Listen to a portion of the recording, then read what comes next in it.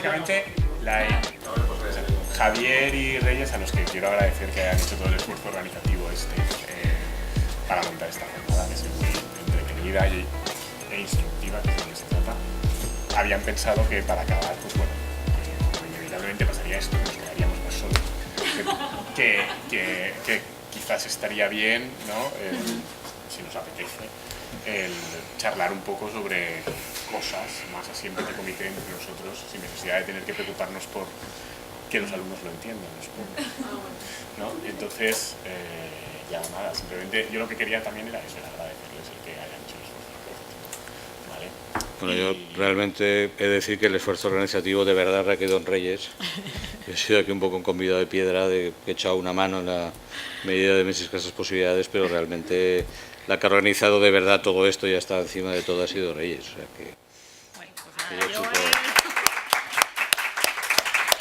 Bueno, nada, para mí ha sido un placer y esfuerzo ninguno porque realmente estaba todo más o menos hablado, aunque a distancia con el IP, porque ha estado fuera y hemos enviado mil borrador del borrador y finalmente hemos de decir que se nos ha quedado una pata cojilla, no por voluntad nuestra, pero se había previsto la intervención de un civilista que hubiera dado mucha luz, creo yo, por el perfil del civilista y por su perfil académico y profesional, y es que se había invitado también a Pablo Salvador Coders, pero por motivo de agenda, horarios, transporte, pues no ha podido venir. Y esa ha sido un poco la justificación de mi intervención, un poco por llenar el vacío, pero realmente yo estoy satisfecha, creo, porque el enfoque, aunque ya digo, queda un poco el civil marginado, pero creo que ha sido suficiente como para dar... A mí la verdad me hubiera gustado un poco más, ha tenido que estar Artemis Rayo, que se hubiera pronunciado más sobre el papel de la agencia y un poco las tripas ahí de la agencia y qué problemillas, pero es que tampoco da tiempo a más, la mañana ha sido... Me hubiera gustado, le voy a preguntar, pero me hubiera gustado cuál era su opinión sobre la sentencia, porque aquí, vamos a ver, ¿a ti qué te parece? ¿No? Pero bueno. No, en realidad él es fan. ¿Sí?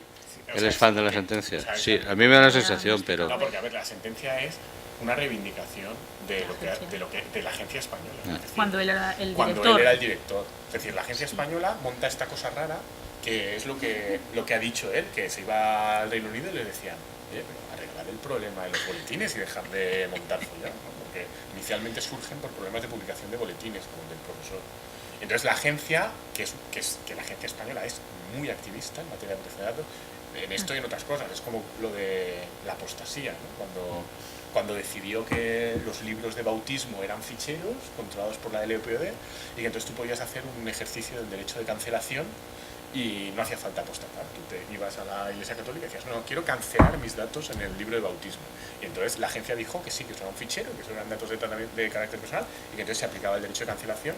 Y lo que pasa es que eso el Tribunal Supremo luego, la Audiencia Nacional le dio la razón a la Agencia de Protección de Datos, porque generalmente se la da siempre, y fue el Tribunal Supremo el que dijo, no, mire, o sea, un libro de bautismo, le guste a usted o no, es un acta de unos hechos históricos que han pasado, que es que usted está bautizado, entonces usted no puede pretender borrar el hecho de haber sido bautizado, ya está.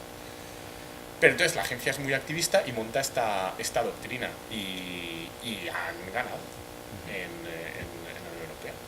Y lo que pasa es que esto, claro, ahora abre unas posibilidades de intervención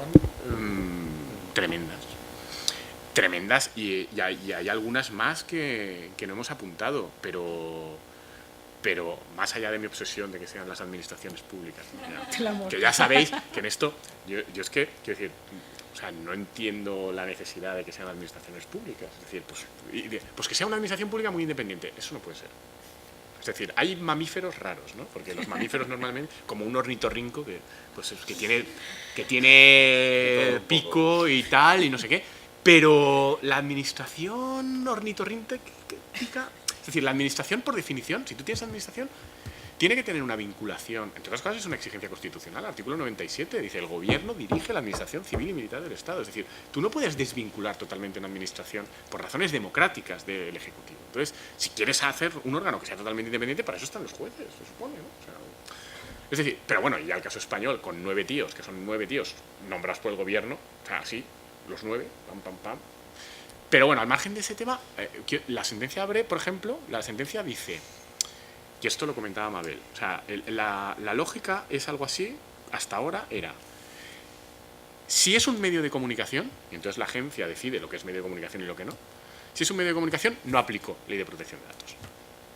Y si no es medio de comunicación, sí aplico ley de protección de datos, y la ley de protección de datos no requiere hacer una ponderación, ni requiere ver veracidad. La ley de protección de datos es, usted, que es el citado, ¿quiere estar? No. Principio de voluntariedad, fuera. Eso es la lógica.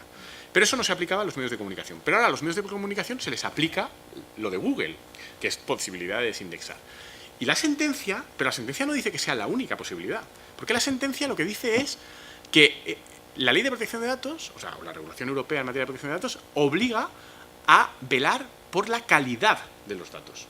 Y que uno de los aspectos de la calidad es la adecuación temporal, que diacrónicamente no haya pasado a ser una cosa que no sea relevante para el orden público. Pero no es el único. Es el que en este caso concreto ha aparecido ahí. Pero si tú sigues la lógica de la sentencia, la calidad de los datos puede tener otros elementos. Y puede tener elementos, por ejemplo, de calidad informativa y de rigor informativo. Es decir, es perfectamente posible a partir de la sentencia que tú digas, no, es que si alguien está citado, hay datos de carácter personal, esos datos de carácter personal tienen que respetar el principio de calidad, el principio de calidad se manifiesta diacrónicamente en que ciertas cosas del pasado no tienen sentido, pero también se manifiesta en que la información ha de ser rigurosa, hecha con unos criterios tal, esta, entiendo que no está bien hecha, no tiene calidad. Eso es otra puerta abierta, ¿no? Entonces, pero bueno, pero ya digo, a él le gusta, porque es una reivindicación, y es normal. O sea, la agencia española en esto ha ganado la batalla. Y de hecho ha ganado la batalla contra un sector económico muy potente, porque Google, y no solo Google, sino todas las empresas tecnológicas son súper potentes en estos momentos y han presionado muchísimo. El otro día una persona que trabaja en esto a mí me decía, no, yo conozco a la persona que se encarga de las relaciones públicas de Google Europa.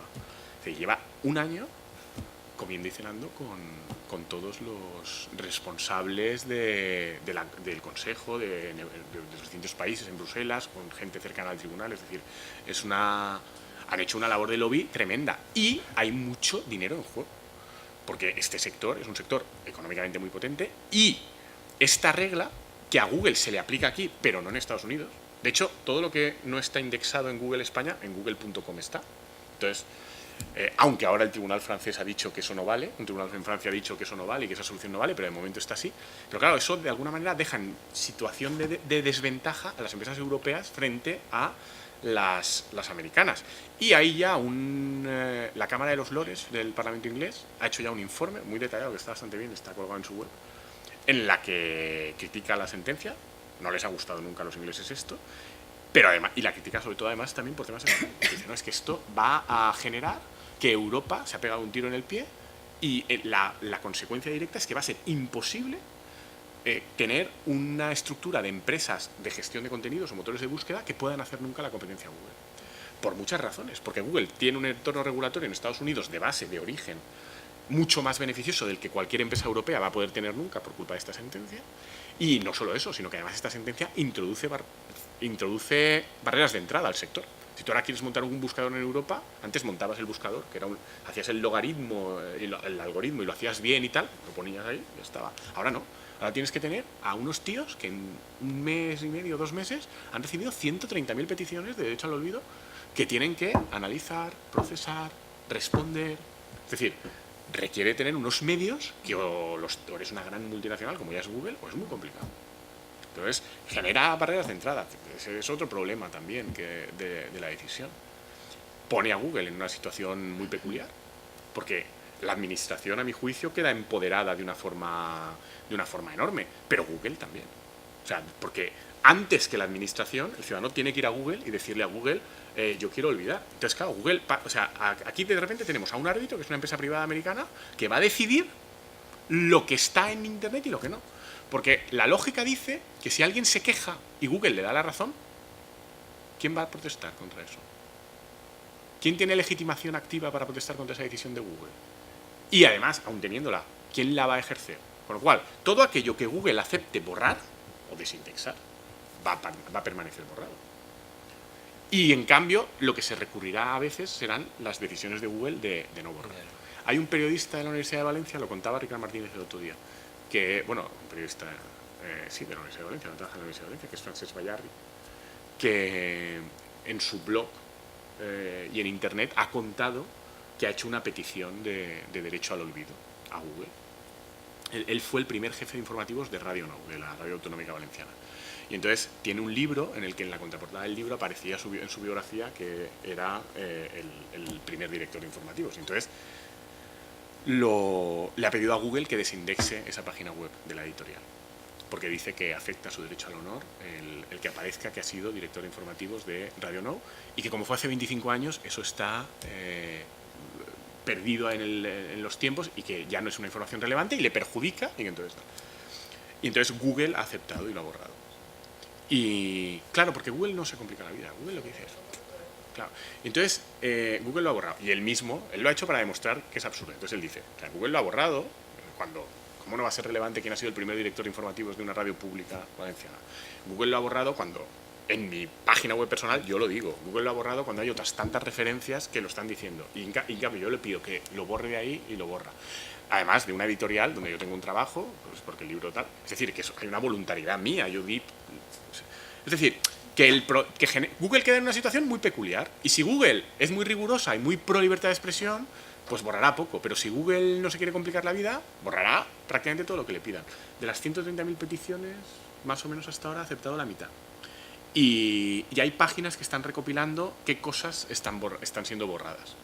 Y es muy interesante verlo, o sea, porque están siendo borradas, o sea, básicamente las cosas que están siendo borradas son referencias a delitos o infracciones de gente poderosa económicamente o que tiene una relevancia pública, porque son los que tienen interés en que se borren, ¿no? O sea, empresas. ¿Cómo esas empresas, o sea, cómo las páginas saben que las están borrando? No, porque hay gente que está pendiente.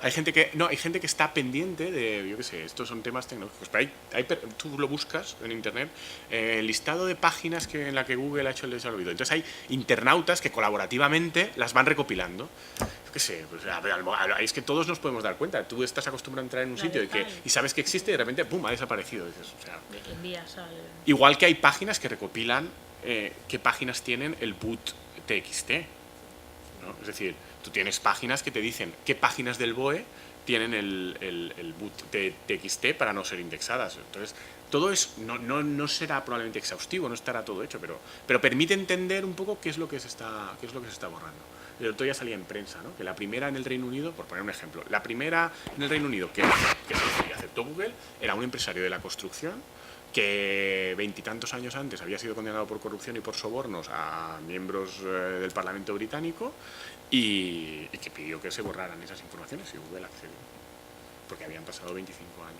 Pero él seguía siendo un constructor con una empresa constructora potentísima que hacía obra pública y tal. Entonces... yo quería preguntar y comentar que lo que también da la sensación con lo que estás contando es que al final Google puede eliminar esa información o eliminarla en función de la discrecionalidad que se le otorga, que además tú antes ponías mucho el hincapié en la idea de que la administración tiene un poder muy fuerte para realizar esa ponderación entre libertad de información y protección de datos, pero sin embargo también, previamente, ese poder también se le está dando a Google, que Google realmente, es decir, es la primera que tiene que decidir si ella considera, una empresa privada considera que prevalece un derecho fundamental o prevalece otro. Entonces, también creo que no sé si tampoco es que no entraba dentro de su ámbito, pero la sentencia tampoco ha desarrollado unos criterios de abstracción para que Google diga por qué, en base a qué y de qué manera tiene que ponderar esa eliminación.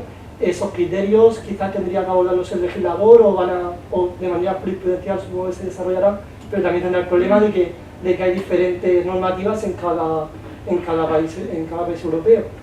Entonces, bueno, que eso es, también era un poco por comentar primero, en primer lugar, el poder que tiene una institución privada para poder decidir acerca de esos derechos fundamentales, con independencia de que sí que es cierto, tal y como hemos comentado, que tanto, aunque decida en primera instancia a Google y luego la administración mediante la correspondiente reclamación, yo creo que sí que luego está la vía legal, es decir, siempre tiene la posibilidad de acudir ante los tribunales, y además ahora que están las tasas judiciales, pues todavía quizás tiene más sentido que haya una vía previa, pero bueno, teniendo en cuenta eso hay que tener en cuenta la potestad que se le está entregando a la institución privada.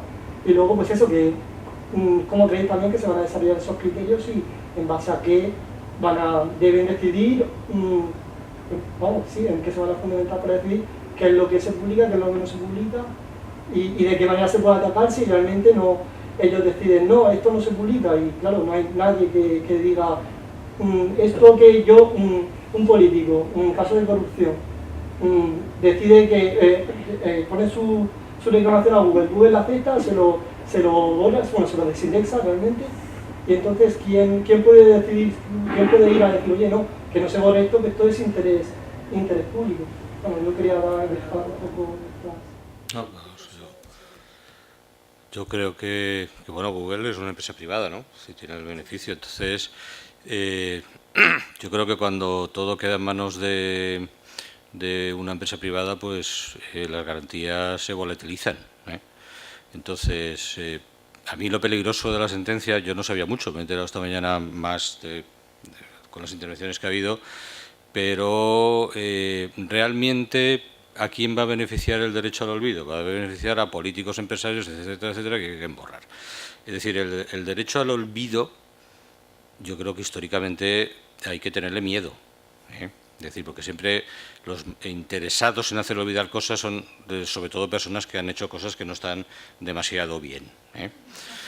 Entonces, esos son los que quieren que las cosas se olviden, que desaparezcan, que pues eso, pues antes se pagaba al funcionario para que hiciera desaparecer un sumario, una sentencia, luego se iba a buscar y no estaba, y eso es porque, pues ahora esto yo creo que es mutatis mutandi exactamente lo mismo, y eso no lo va a hacer, es decir, primero porque no tiene la información, es el derecho al olvido lo van a ejercer no solamente los que han hecho cosas que no están muy bien, sino que además tienen medios económicos para llegar a eso. No creo que el albañil del pueblo de Ricard se le ocurra el derecho al olvido ni nada de eso, con lo cual sus vecinos se van a seguir enterando, ¿eh? Entonces, ya sabemos qué sesgo va a tener esto, ¿eh?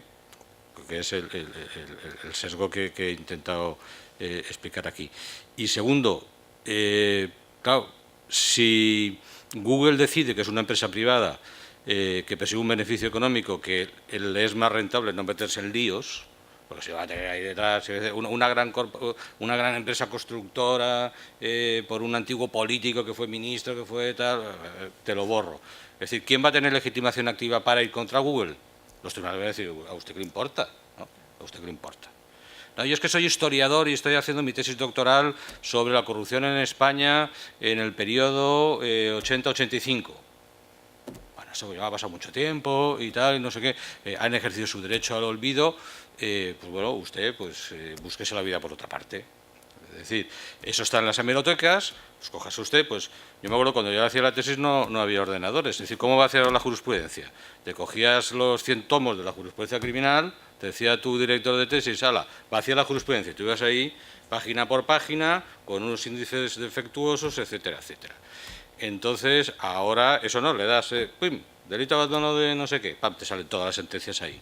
Claro, si ahora te quitan ese recurso, es decir, el Estado puede decir, no, si yo no le quito el derecho a la información, es decir, no hay un borrado, no hay un olvido total, sino lo que le hemos quitado es un instrumento que a usted le va a facilitar mucho su investigación sobre un tema que puede ser de interés público. Por tanto, usted no está legitimado para reclamarle a Google que haya borrado los antecedentes judiciales de un expolítico o tal, y si usted quiere saber la verdad, pues váyase, enciérrese 3 meses en una hemeroteca y comienza a mirar número por número, como se hacía antes, a ver si usted encuentra algo.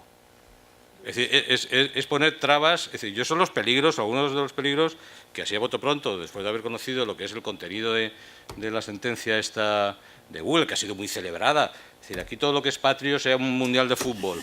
O, sí, yo cuando dio la noticia a Google a principio de verano, parecía que hubiéramos ganado un campeonato de algo. Es decir, estamos muy contentos porque esto se empezó en España y fue un tema, la protección de datos y tal, y hemos ganado. Sí, pues yo, oye, he tenido la certeza de que no hemos ganado nada. Es decir, que que esto tiene, siendo bastante ignorante en el tema, me parece como para ponerse bastante alerta. Yo, por responder un poco a lo que preguntabas, es interesante ver qué es lo que está haciendo Google ya. Es decir, bueno, en primer lugar, criterios que tenemos a día de hoy sobre el derecho al olvido, solo hay uno, criterio último y definitivo, que es que el Tribunal de Justicia de la Unión Europea considera que si estás en un anuncio, no en una noticia, de un periódico respecto de una subasta, años después eso se tiene que borrar, ¿no? Eso es lo único claro que tenemos. Entonces, todas las cosas más o menos parecidas a esas y equivalentes, pues parece que sobre eso se puede hacer uso del derecho al olvido. En el famoso reglamento que está preparando la Unión Europea, ahí hay un poco de lío, porque antes de la sentencia, como pensaban que la sentencia iba a ser contra el derecho al olvido, bueno, primero había un reglamento que reconocía el derecho al olvido. Luego aparecieron las conclusiones del abogado general muy críticas con el derecho al olvido e hicieron una nueva versión en la que desaparecía lo del derecho al olvido y lo regulaban de otra manera. Entonces hay que suponer que ahora volverán a la primera versión, que era la que era pro derecho al olvido. Si tú te vas a esa primera versión, ahí te lo reconocen, te dicen que lo que dice la sentencia, pero no dan los criterios, no dan ningún criterio. Lo que dicen es que, bueno, ya se ponderará. Entonces no hay ningún criterio. ¿Qué está haciendo Google? Porque de momento la experiencia práctica que tenemos es lo que está haciendo Google. Pues está haciendo pequeñas trampas para intentar no cumplir. Y la cuestión es ver si los estados o la Unión Europea la aceptan o no. Por ejemplo, Google no elimina la información en su base de datos a la noticia que anonimiza, que deslinka, que desindexa, sino que lo único que hace es que no aparezca en las búsquedas referidas al nombre de esa persona. Es decir, si yo hubiera sido el profesor ese meón, ¿vale? ¿No? O sea, si tú pones Andrés Boispalop, ya no sale que Andrés Boispalop ha sido sancionado por hacer pis en la calle de las Barcas, tal. Pero si tú pones pis calle de las Barcas, sí aparece. Y aparece con mis datos, porque aparece la noticia, ¿no? o la publicación del boletín oficial. Entonces eso es una primera medida que ha hecho Google. Luego, quita la desindexación si aparece el nombre completo y los dos apellidos o nombre y primer apellido. Pero, por ejemplo, si son los dos apellidos, sigue apareciendo. Luego otra cosa que ha hecho es meter un aviso, ¿no? Y bueno, ya ha creado el famoso comité ¿no? Con varios expertos, entre los cuales está un antiguo director de la Agencia Española de Protección de Datos, para que vayan definiendo criterios. Y el otro tema importante que ha hecho, es decir, como la sentencia dice que se me aplica el derecho europeo, en concreto en este caso el derecho español, porque yo tengo una filial en España, yo cumplo la sentencia para mi filial en España. Y como tengo un buscador específicamente español, que es google.es, cumplo la sentencia en google.es. Pero no la cumplo en el resto de buscadores. Entonces, Andrés Boispalop meando en la calle tal, en google.es no aparece, pero aparece en google.com, o en google.it, o en google.fr. Esto es una interpretación literal de la sentencia, que dice que la norma española y la europea se puede aplicar territorialmente porque hay un buscador específico. Pero ya hay una sentencia francesa que comentábamos esta mañana que ya le ha dicho a Google que no, que eso no. Y tiene razón la sentencia francesa, porque el tribunal, en la sentencia Google, lo que dice es, para que haya territorialidad de la norma, basta con que haya un buscador específico, con lo cual está claro que es territorial. Pero si no hubiera habido un buscador específico, hay otros criterios de territorialidad en la directiva. Incluso, y es razonable y se aplica en otros ámbitos muy parecidos, la regla que se ha ido decantando en el derecho es que si se produce un efecto en un determinado país, la norma de ese país tiene... Es decir, que en la práctica Google ahí estaba haciendo una trampita aprovechándose de la literalidad de la sentencia, pero ya veremos si lo aceptan o no. Y así es como lo está aplicando Google. Google lo que está haciendo es intentar reducir, con una serie de criterios objetivos muy claros que permiten una reacción masiva, reducir el ámbito de aplicación de la sentencia. Y luego, en cambio, una vez ha reducido masivamente el ámbito de aplicación, de las solicitudes que está recibiendo, está siendo muy generoso. Pues eso, la mitad las está aceptando. Teniendo tu ejemplo, imaginemos que hay dos personas en el mundo con tu mismo nombre y a ti te hace mucha ilusión que ponga Andrés Boispalop, que está haciendo pis en tal, pero hay otro que al poner su nombre no le gusta nada que lo relacionen con ese acto. Entonces él pide que lo borre, pero a ti no te apetece que lo borren. ¿Hay que sucedería? Porque habría una aparición de interés. No, eso no se sabe. Eso es una cosa que ha planteado alguien. Es decir, ¿puede alguien ejercer el derecho al borrado de una información que está referenciada a su nombre, pero que no se refiere a él? Exacto. Entonces, eso no se sabe. Pero plantea un problema jurídico, es verdad que lo plantea. Porque, es decir, el que me llegué fui yo, con lo cual es un dato personal referido a mí. Pero si yo tengo el mismo nombre de otra persona y aparece en las búsquedas de esa otra persona, en el fondo es como si el fichero fuera también de él. Los problemas con la lista de morosos, las empresas, etc. Es que pasó hace poco con una chica de Argentina, pero recordar que tenía el mismo nombre que la alcaldesa de Alicante.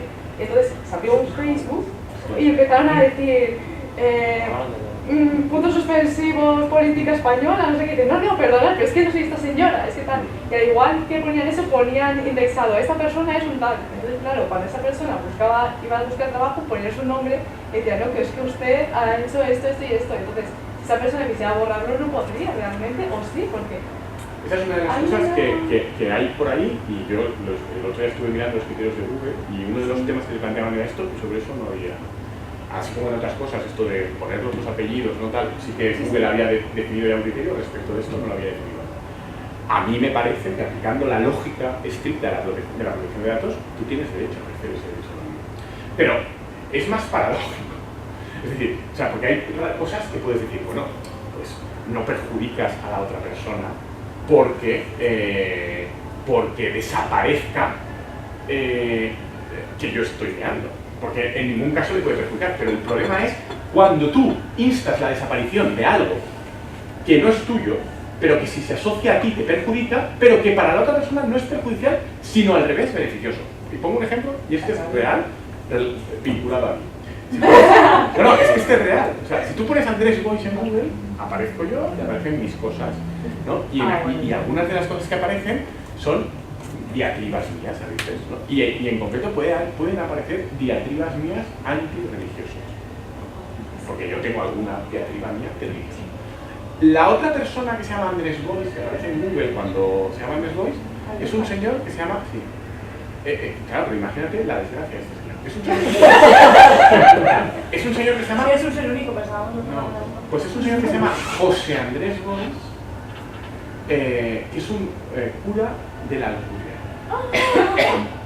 Y además es un cura de la Alcudia muy activo en redes sociales. Tiene página en Facebook, tiene una comunidad virtual, tiene una tal, tiene una serie. Entonces, puede darse el caso de que para él sea perjudicial, para su labor profesional, que aparezca vinculado a su nombre un artículo mío en el que hablo de Richard Dawkins y del ateísmo y de cómo una sociedad democrática decente tiene que combatir el hecho religioso. Para él puede ser objetivamente malo. Entonces tendría derecho a instar el borrado de eso. Pero para mí no solo no es malo, sino que son mis opiniones. Es decir, el problema, esto es un ejemplo, seguro que hay más, de problemas en los que esa confusión de personas se da. Pero si tú aplicas la lógica estricta de la protección de datos, si tu nombre es Andrés Boix Paló y coincide con otro Andrés Boix Paló, el fichero Andrés Boix Paló se refiere a datos tuyos. Aunque luego materialmente sea otra persona, pero ese fichero Andrés Boix Paló son datos tuyos. Eso es un problema. Pues no, estamos hablando también de temas, entre comillas, banales. Imagínate que ponemos Andrés, perdona que te vuelva a poner el ejemplo, Andrés Boix Paló es homosexual, y en países en que el homosexual incluso está castigado con pena de muerte, aunque me parece una aberración, claro, esa persona es que incluso le está jugando su propia vida, porque imagínate que alguien le quiere hacer la jugada y dice, no, es que esta persona es homosexual, vamos a matarla. Claro, pero puede ser no solo homosexual, sino una activista homosexual. Y uno es un activista homosexual que parte de su identidad en el mundo real y también en el mundo virtual es su compromiso a favor de la homosexualidad, mientras que el otro del mismo nombre resulta que vive en un país. Pues eso, se puede dar ese conflicto.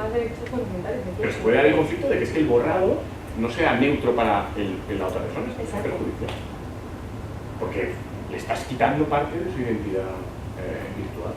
No, ese es un tema muy interesante. Y en lo que yo vi, porque el otro día me estuve preocupando de ver que estaba en Google, Google de momento no ha dicho que va a hacer al respecto. Yo quería comentar una cosa de lo que ha dicho Javier. Mira, creo que en los criterios de Google sale que si son antecedentes penales o cargos políticos, que en principio se reservan el derecho de borrarlo, ¿no? Y luego me parece que el procedimiento es tan sencillo que está al alcance de casi cualquiera. Una persona que pone su nombre en Google, eso lo hace de todo el mundo. Y luego dice, ¿cómo borrar esto en Google? Y creo que no será difícil de hacer. O sea, no me parece que quizá hay mucha gente poderosa y muchos que lo hagan, pero me parece que está al alcance de casi cualquier fortuna. Por lo menos yo vi el procedimiento y parece sencillo. Incluso antes de la sentencia había empresas que se dedicaban a hacer. No, las empresas de Pero reputación antes digital. de la sentencia, vamos. Claro, pero es que esas empresas cobran dinero, Sí, sí, sí, cobran sí. bastante dinero. Porque ahora no, el tema, es que el tema, a ver, es que la clave, el procedimiento es relativamente sencillo, tienes un formulario en la web. Pasa que en el formulario de la web, por ejemplo, tú le tienes que identificar a Google los enlaces y le tienes que dar razones. Es decir, le tienes que explicar por qué es perjudicial para ti y por qué el tiempo ha hecho que eso... Entonces ahí ya, evidentemente, si tú tienes buen asesoramiento, tienes mayor capacidad de detectar los enlaces en cuestión y sobre todo tienes mucha mayor capacidad de tener argumentos convincentes o sobre todo tener conocimiento de cuáles son los argumentos que el Consejo de Google. Entonces, en concreto, estas empresas de reputación son las que lo van a hacer bien, las empresas de reputación.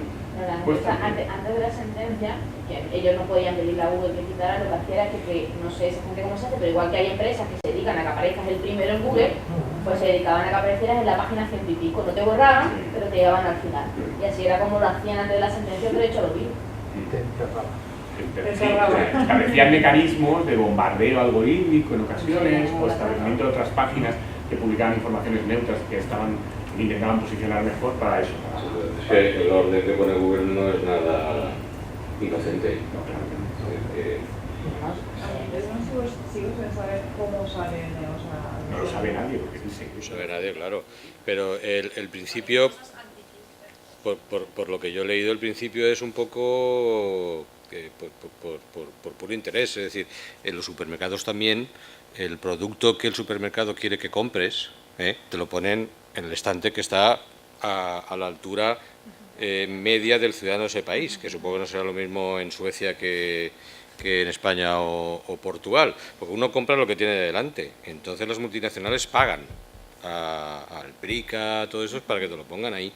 Entonces siempre se ha sospechado que en Google el criterio de ordenación, es decir, cuando tú le das a tal, es decir, la gente cuántos enlaces mira, la primera página, segunda página, es decir, yo siempre me he preguntado, siempre le digo a los alumnos, pero ¿por qué cuando hacer un trabajo sobre la legítima defensa, por qué no os copiáis el de Córdoba Roda y os copiáis el primero que aparece, que es de vete a saber quién? A lo mejor de Córdoba Roda está 150 páginas más allá. Entonces, es uno de los grandes misterios de Google, sí, porque eso también es un control de la información. Es decir, tú sabes que si alguien pone pam, pam, pam, pam, te va a salir una información. Es decir, Pujol o cualquier tema de tal, pues depende de cómo tú ordenes la información, pues claro, los resultados son unos u otros, ¿no? Entonces ese también es uno de los, claro, es un tratamiento de la información, es decir, el tribunal dice que es un tratamiento de la claro, pero es el clásico problema que del periodismo de papel, del Consejo de Redacción, a ver qué tratamiento le damos a esta información. ¿La metemos en la primera página o la metemos en la página 20? Es decir, el lugar no es neutro. Más que Google haga eso no es muy problemático, jurídicamente al menos, por dos razones. La primera es porque es una empresa privada. Entonces tiene derecho a ordenarlo a partir de sus intereses, del tipo que sean, económicos.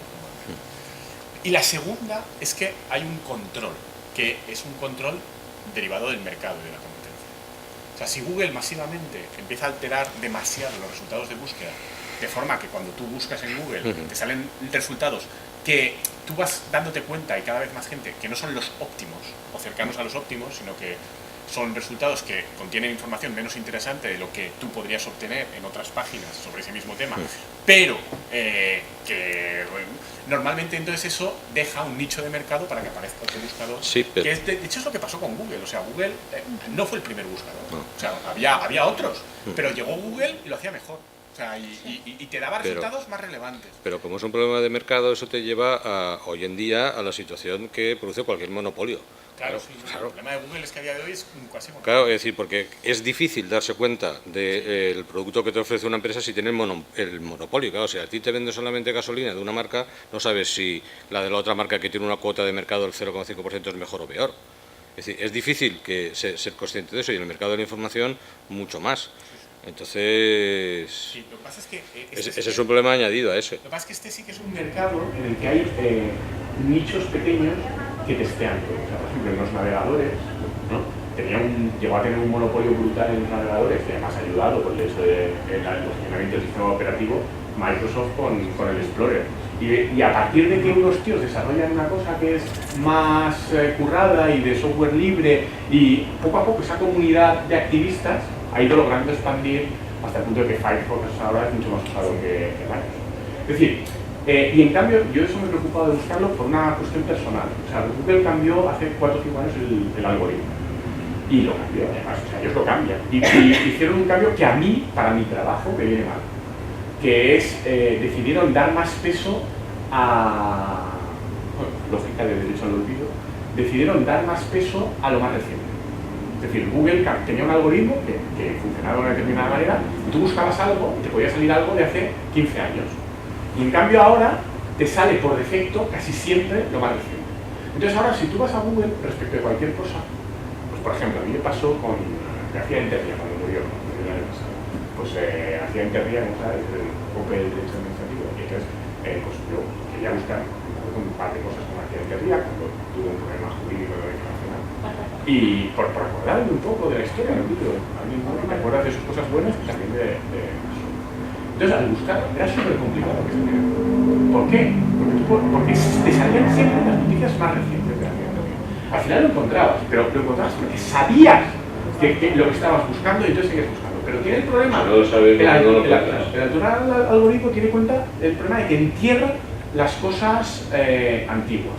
Entonces, sobre todo en temas en los que los medios de comunicación publican noticias respecto a esos temas, siempre que es un tema que en las noticias sale, tú pones en Google y lo que te salen son noticias recientes. Y eso a mí no me gusta. Entonces, como eso a mí no me gusta, porque para mi trabajo me dificulta a veces, o sea, nosotros tenemos todos un trabajo en el que lo importante muchas veces no es el tiempo, sino buscar lo relevante. Entonces, yo hace unos años hice una búsqueda y me metí con un par de amigos que tengo que están en ese mundillo, que conocen a hackers y tal.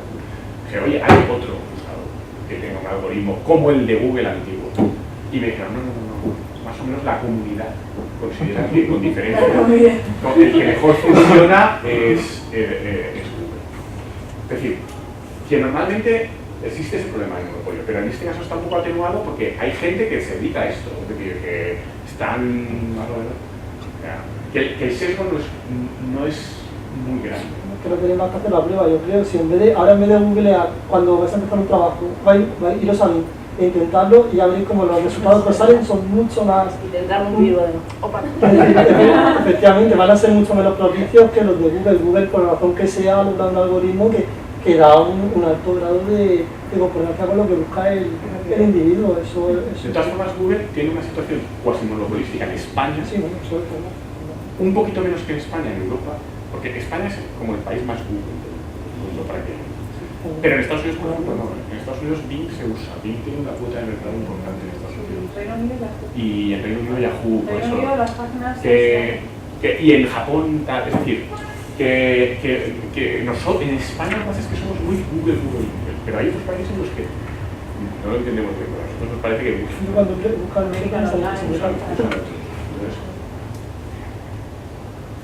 yo si me permitís así, hacer un pequeño giro al margen de las consideraciones jurídicas de la sentencia, que yo no entro porque no es mi ámbito. A mí sí me parece que hay un aspecto interesante, que es que por primera vez esa supremacía de Google se pone, aunque sea simbólicamente en cuestión, sobre todo porque hay un riesgo, yo entiendo que hay un riesgo desde hace tiempo, en el caso de Google, que es que Google se ha convertido en una fuente que ha adquirido un crédito justificado y equivocado. Sobre todo estoy hablando o estoy iniciando desde la perspectiva de los que hemos gestionado información a través de los medios y he visto sobre todo en las generaciones que se han incorporado estos años, algunos exalumnos que se han incorporado a la actividad, bueno, pues que su rutina consistía en entrar en Google y utilizar Google como fuente sin contrastar, sin buscar otros mecanismos, etc. Creo que por primera vez en mucho tiempo, al menos esa es mi percepción, esa sentencia tiene para mí ese carácter simbólico. cómo, aunque sea un mecanismo, estemos hablando pues, de 90.000 o 100.000, que al final se quedarán en la mitad y que al final se trata de borrar pues, unas pequeñas referencias, ¿no? Pero creo que hay que alertar en ese sentido sobre el papel que le estamos concediendo a un motor de búsqueda que al final es una enciclopedia configurada por unos criterios absolutamente distintos a los que se usaban para crear las enciclopedias de 19, ¿no? Los resultados de Google se supone que son criterios de calidad. Entregas, como dicen impacto, aparecer en la primera página de Google. Y a lo mejor lo que aparece en la primera página de Google es lo peor que he escrito en mi vida. Porque es lo que está en una revista electrónica que publiqué cuando estaba estudiando, yo qué sé. Y intentar. Hay quien dice, desde el mundo de derecho, y lo dicen en serio, que había que nacionalizar. Porque, a ver, en el momento en que se convierte en un monopolio que efectivamente tiene totalmente controlado el mercado y que se convierte en el acceso, como dice Nelo, privilegiado que usa todo el mundo, o casi, no solo privilegiado, único, el acceso a la información, entonces pasa a ser un interés público de primer nivel, que eso esté controlado y que sea lo más neutro posible. Entonces hay que ponerle reglas y encauzar esa actividad. Si se produce esa situación, tienes que controlarla. Y una forma de controlarla extrema es nacionalizarlo, ¿no? Es que Google convive todo, convive la certeza con el error involuntario, el error intelectual.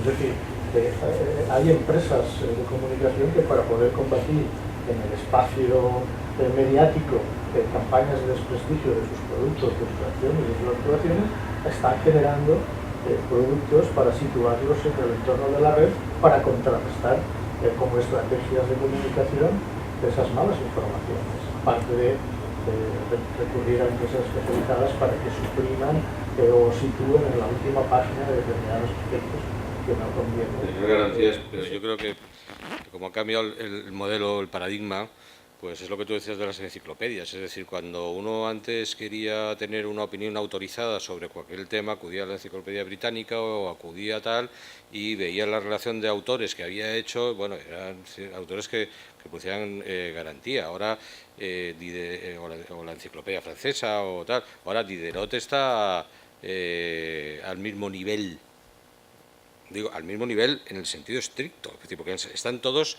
al mismo alcance que el redactor de Patata Brava, es decir, estudios de derecho, pues está al mismo nivel, pues la persona más autorizada para hablar de planes de estudios que el que hace las noticias de cualquier revista virtual de por aquí.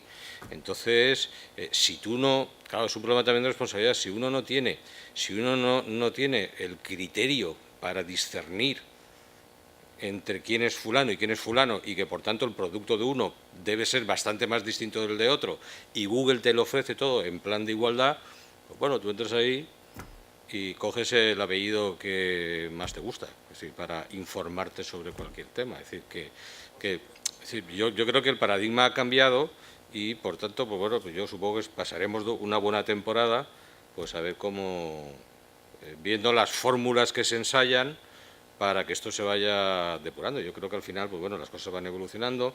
Antes comentaba con Andrés que bueno, que yo creo que la historia es de siempre, a ver quién controla esto. Yo creo que es un problema de control, si es el mercado, si no sé qué, si es el gobierno, si es qué garantías, qué tal. Pero bueno, yo creo que ahora estamos en una situación de transición. Es decir, esto se ha producido en una generación. Es decir, yo hice la tesis a mano y con fichas de cartoncito. Y luego se pasaba con una máquina de escribir, porque no había ni siquiera abstract para pasártelo, y ahora pues fíjate tú, sí, tampoco es que esté a punto de jubilarme, pero fíjate, sí, en lo que es el tiempo de una carrera académica normal, pues esto ha variado mucho. Entonces yo creo que tampoco se puede pretender el que alcancemos ahora aquí soluciones absolutamente justas o tal. Yo creo que pues daremos bastante palos de ciego y que cada uno intentará llevarse, arrimarlos con su sardina o controlarlo como mejor pueda, etcétera, etcétera. Yo creo que estamos en un momento de incertidumbre y estos momentos yo creo que son los bonitos, ¿no? Es decir, los tiempos así estancos pues son bastante más aburridos que que... Hombre, es peligroso decir esto, porque depende de la convulsión, ¿no? Pero bueno, por lo menos intelectualmente son más incentivadores que los tipos en los que está todo claro y nadie discute nada, ni nada, aunque hay quien le gusta la calma, pero bueno.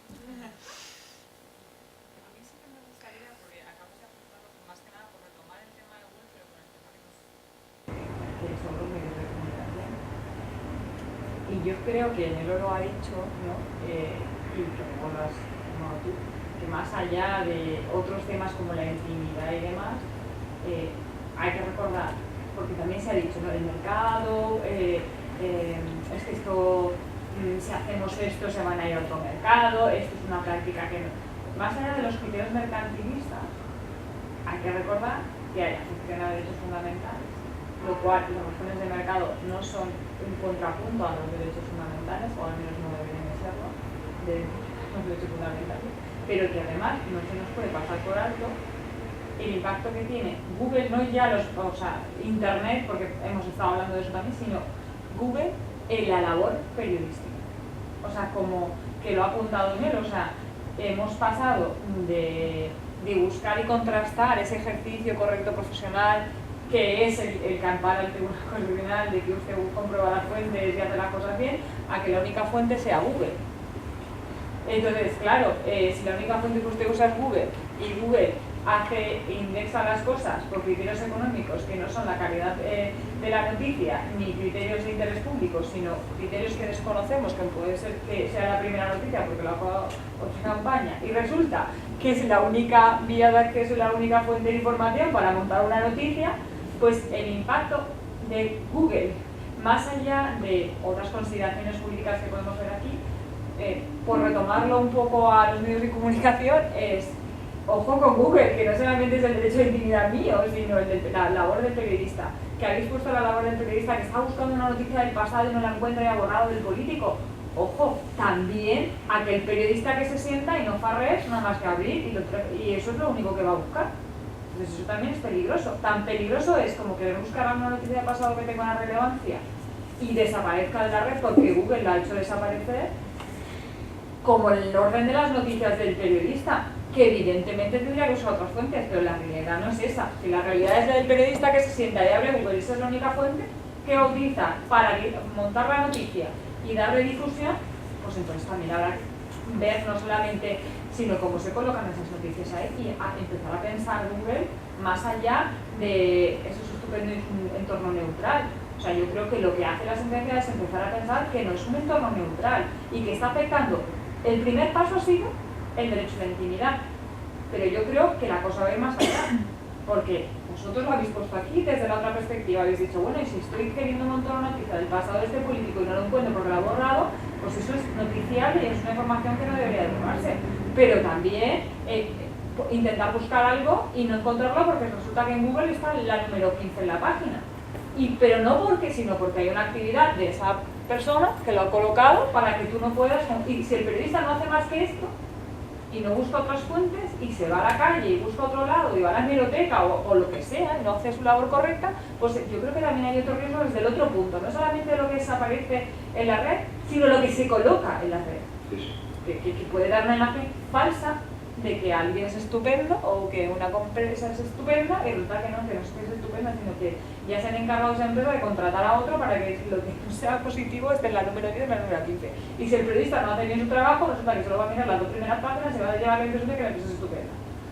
Es decir, que la reflexión positiva que yo saco es que más allá de que podamos compartir las limitaciones y demás, yo creo que se ha abierto un momento de pensar desde, ya está bien, o sea, yo sé ahora que es que no es neutral y que nos afecta y como ciudadanos tenemos posibilidad de poder, al menos limitado porque esto es gigantesco, es una persona norteamericana y esto, bueno, todo lo que queramos, pero en otros contextos ya se ha dicho, o sea, Internet también incide en derechos y tenemos poder, posibilidad, y desde el punto de la intimidad es lo que ha dicho ahora, pero desde el punto de vista de la actividad profesional periodística, pues también nos debería llevar a la reflexión cómo incide Google en la actividad periodística, en positivo y en negativo.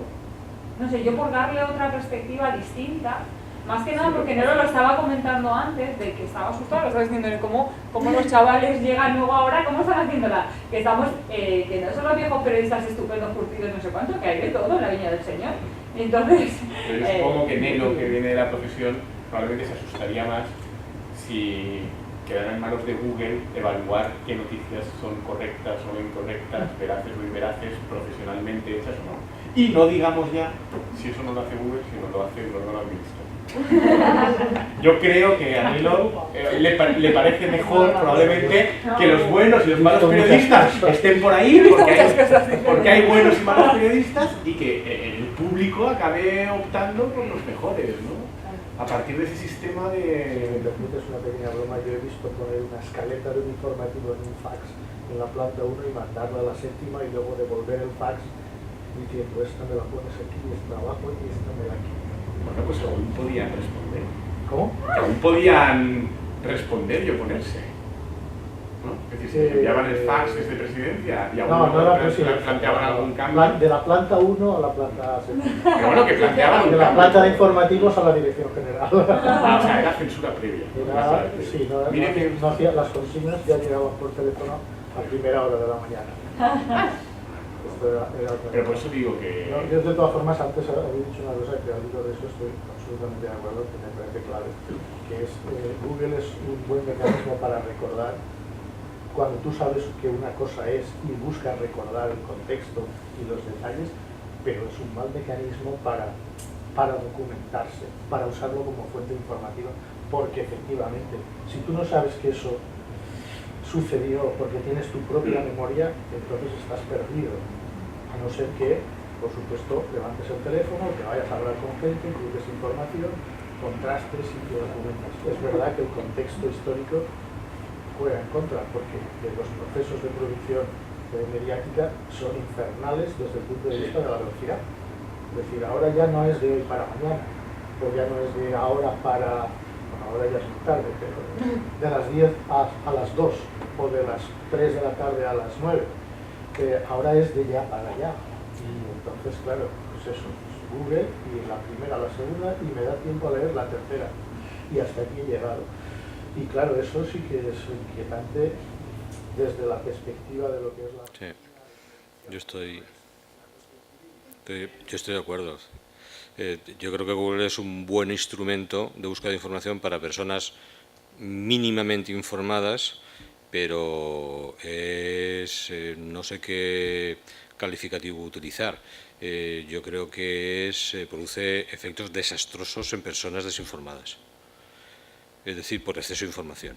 Es decir, te ocultan la buena información en millones y millones de datos, que al final hace es que la información y el usuario que no está informado o que carece de una mínima información se va pensando que está informadísimo, porque lo ha leído en Google. Es decir, era como se decía en el siglo XIX, es que ha salido en los papeles. Entonces, y te va a cualquier sitio y discute y tal, y que lo he visto y tal. Google se ha convertido en la especie de Biblia. Entonces yo creo que es un muy buen instrumento para personas que tienen una mínima formación, o una mínima información, mejor dicho, pero produce un efecto catastrófico en la generalidad de la población. Otra cosa es que también hay lecturas que apuntan en ese sentido. Es decir, una sociedad desinformada es bastante más dócil que una sociedad informada, y que Google, y no solamente Google, sino todo lo que lleva a los medios audiovisuales, es un instrumento de desinformación y de desincentivación del pensar. Es decir, cuando uno antes iba en el tranvía y no tenía nada que hacer, iba pensando que porque su jefe no le pagaba más, que porque tal, porque no repartía beneficios o tal. Ahora, cuando estás todo el día jugando al Candy Crush, pues ya no piensas. O cuando estás buscando otras noticias así rápido, pues no te da tiempo a pensar otras cosas o a informarte otras cosas. Entonces, bueno, yo ya he leído determinadas opiniones en ese sentido de... No me gusta hablar del sistema, como si fuera así la conspiración o los hilos que mueven, pero, hombre, el sistema pues no le va mal, ¿no?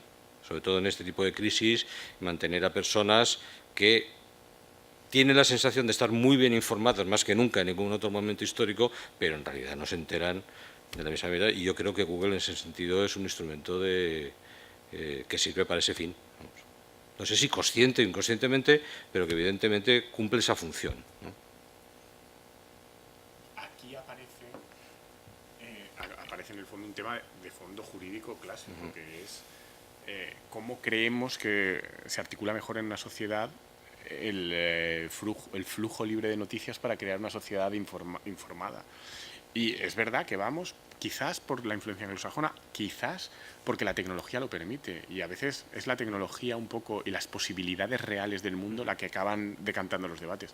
Pero ha habido históricamente dos tesis clásicas, una más intervencionista y una más liberal, que era una que decía, no, para conseguir una sociedad informada, plural, con gente que de verdad sepa, quizás no todo el mundo, pero al menos la gente interesada, minorías y tal, te decían, no, para eso es importante que haya unos mediadores, que serían los medios públicos, unos mediadores no mediatizados por el mercado, claro, que agrupen, que seleccionen, que den calidad, que ofrezcan una determinada visión, que genere un espacio común de debate y de encuentro a partir del cual tal. Esa era una visión. Y luego hay otra visión que dice, no, mire, eso genera un sesgo de parte, eso genera tal, acumulación, y a partir de la acumulación lo que salga será necesariamente más plural y mejor. Entonces, esas son dos visiones. Competencia y que el mercado elija, se parte de que el mercado tiene capacidad para discernir entre el buen producto informativo y el mal producto. Al menos a medio y largo plazo, pero, quizás a corto no, claro, pero... Carlos Marx ya decía que someter, todo lo que tú decías de derechos fundamentales, la colisión que se produce, es decir, someter la libertad de prensa, decía cuando él era periodista, estuvo muchos años trabajando para un periódico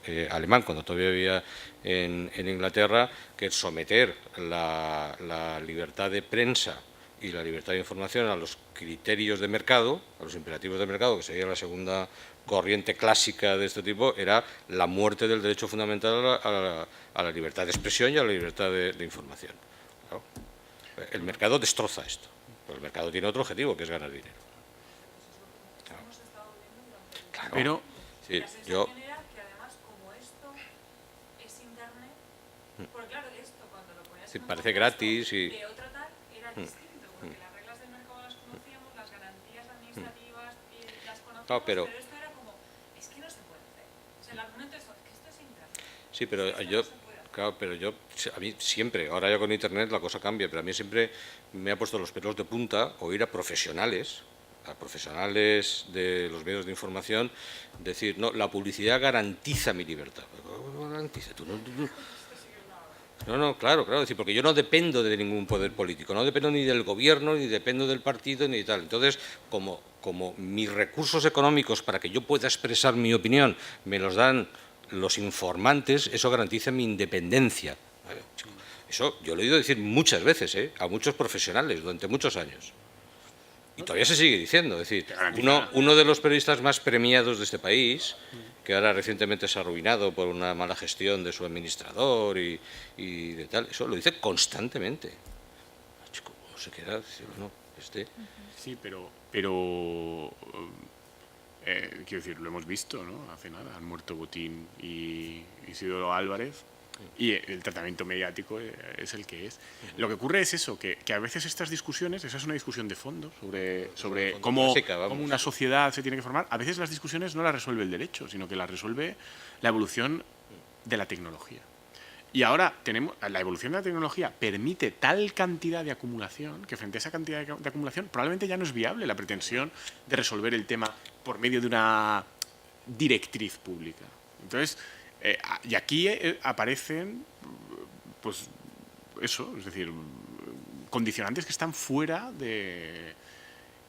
pero que a lo mejor explican un poco, en el fondo, cómo son las sociedades y para lo que sirve el derecho. Y esto tiene que ver con la intimidad también. Es decir, para reflexionar sobre Google y la anonimización, o lo que hablábamos esta mañana del tema penal de tal, pues habrá que empezar a replantearnos si la definición de intimidad, porque esta definición de la libertad de información y cómo hay que vehicularla viene del siglo XIX. Pues la idea de intimidad que tenemos también viene del siglo XIX. Y a lo mejor hoy ya no es. Es decir, yo, por ejemplo, Jering, ¿no?, que como era funcionalista analizaba los derechos fundamentales a partir de decir, un derecho fundamental, lo importante es para qué sirve. pero ¿para qué sirve no al individuo, sino para qué sirve a la sociedad, ¿no? Entonces, tiene sentido protegerlos y cumple una función social suficientemente importante. Entonces, Jering, cuando analizaba la intimidad, decía, ¿cuál es la función de la intimidad? Y él decía, la intimidad tiene que ser un derecho fundamental, y ahí era difícil justificarlo, porque dices, a la sociedad, la intimidad de alguien, pero Jering daba la solución y decía, no, sirve a la sociedad porque si supiéramos todo de todos, nos mataríamos. ¿Por qué no nos soportaríamos? Entonces, sabríamos tantas cosas horribles de los demás que nos mataríamos. Pero esa es la sociedad del 19.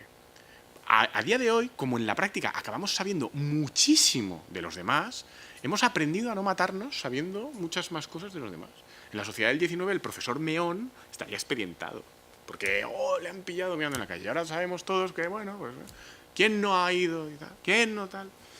Porque sabemos todos tanto de tantos que hemos aprendido a ser tolerantes con todos. Se ve como normalidad, es decir, se ve Google, me gusta el profesor Meón, no me gusta. Tal, pues eso, ya está. Pues, ha cambiado totalmente el ámbito de... Y se ve con normalidad, pues a unos les gusta, a otros no les gusta, a otros... Pero por eso que a veces el que la sociedad haya cambiado y tengamos esa posibilidad que a la que es muy difícil y probablemente malo ponerle puertas al campo de hacer toda esa copia de información, hace que estas perspectivas tradicionales cambien.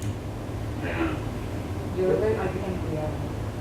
Porque, por ejemplo, eso de la intimidad y demás, que esta mañana lo estaba comentando, precisamente por esta cantidad de información, cuando es un señor que mira en la calle, pues fenomenal, nos podemos hasta reír, no nos causa ningún porque al revés, mira, es humano, también lo han pillado haciendo tal y hasta nos puede parecer gracioso. Pero a veces se utiliza dolosamente para hundir la vida de esa persona allí donde esté, por siempre jamás. No, pero eso es definitivo directamente. Sí. No, pero con relación, por ejemplo, a las imágenes que se mandan por WhatsApp a tu novio y que luego deja de ser tu novio y en venganza empapela, este es el caso de Inglaterra, que empapeló aquí fotos de esta persona por todo que todavía si pasas por esa calle no, pero si coges empiezas a circular esa imagen por todos lados, ya no es una cosa graciosa. Afecta, y además el que lo hace dolosamente y afecta porque además luego a saber hasta dónde va a seguir viendo esa imagen por siempre jamás. Entonces, lo de la intimidad, el hecho de que, bueno, como vivo en una sociedad donde la intimidad hemos bajado el nivel y lo he mandado, cedo por siempre jamás y renuncio a mi intimidad, ¿no? Luego renuncio a mi intimidad en un contexto concreto con un tiempo concreto.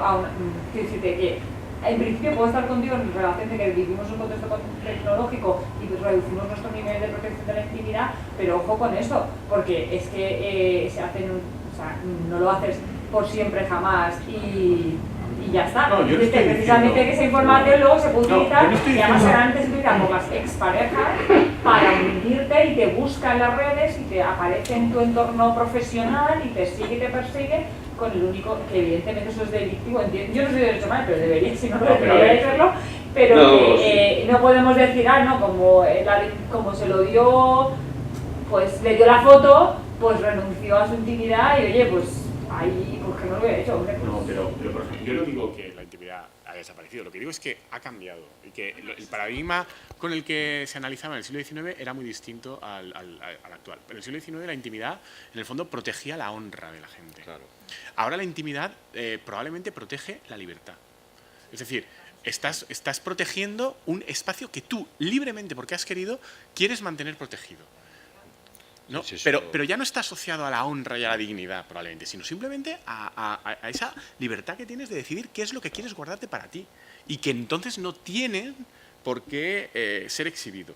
Pero ese cambio dice mucho de cómo ha cambiado la sociedad y tiene consecuencias respecto del tratamiento, ¿no? Porque, por ejemplo, es eso, porque, por ejemplo, entonces, es que usted la mandó voluntariamente y entonces aténgase a las consecuencias porque usted tendría que saber tal. Esto es un planteamiento posible ahora y con el que mucha gente se empática ahora en una sociedad donde el paradigma es libertad. Hace 150 años ese argumento era impensable. ¿Por qué? Porque no era una cuestión de libertad, era una cuestión de proteger ciertos espacios que por una cuestión de dignidad y de honra tenían que ser sí o sí, aunque tú hubieras querido difundirlos, íntimos. Sí, que ese paradigma se ha producido, es decir, en derecho se maneja mucho un ejemplo que puso Tomás Vives en los tiempos. Tomás Vives estuvo en la tesis, en el Tribunal de Tesis de Fermín, que fue sobre la intimidad, ¿no? Entonces, uno de los bienes jurídicos que siempre se manejaba ahí era que el bien jurídico protegido en el allanamiento de morada era la intimidad. Tomás Vives ponía el ejemplo de, imagínate tú, luego ha habido ejemplos publicitarios, yo lo he visto en Santiago de Chile, por ejemplo, en un escaparate, unas señoritas que anunciaban no sé qué supermercado, que hacían ahí toda su vida en el escaparate desnudas, ¿no? Como medio publicitario, es decir, es información de primera mano, iba a decir de primera vista, ¿no? Entonces, es decir, imagínate una persona que viva en una casa de cristal, Entonces se ve ahí a las personas haciendo toda su vida familiar íntima, lo que se ve una vida íntima, que no se protege aquí, y que alguien penetrara sin su consentimiento en la casa de cristal. ¿Sería allanamiento de morada o no? Pues claro que sí, pero no se afectaría a la intimidad. Es decir, ese es un ejemplo clásico, bueno, clásico de hace unos 20 o 30 años, que pone de relieve cómo se ha producido ese deslizamiento de un bien jurídico a otro. Es decir, cómo ahora el énfasis se pone más en la libertad y no tanto en la intimidad, porque ha cambiado el paradigma de qué es lo que se trata de proteger bajo un mismo nomen juris que sigue siendo el de intimidad, pero realmente estás protegiendo otras cosas que tenían diferentes a las que tenían en la cabeza en el siglo XIX.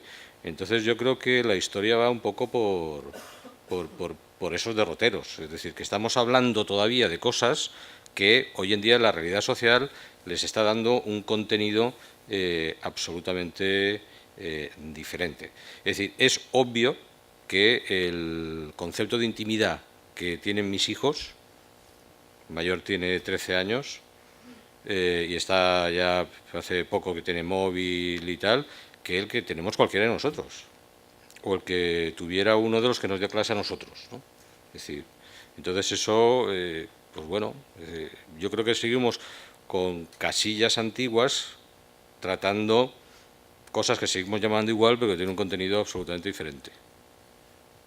Y también, por seguir el ejemplo que ponía Andrés del siglo XIX, es decir, uno antes tenía muchas más posibilidades de rehacer su vida. Es decir, si era condenado en un sitio, pues iba al pueblo, a la otra provincia, entonces ahí no había medios de comunicación y tal, o era más difícil que uno se enterara del pasado y ese tipo de cosas, entonces, o se iba a otro país, entonces ahí no se enteraba de nada, es decir, tenía ciertas garantías, ciertas posibilidades de rehacer su vida.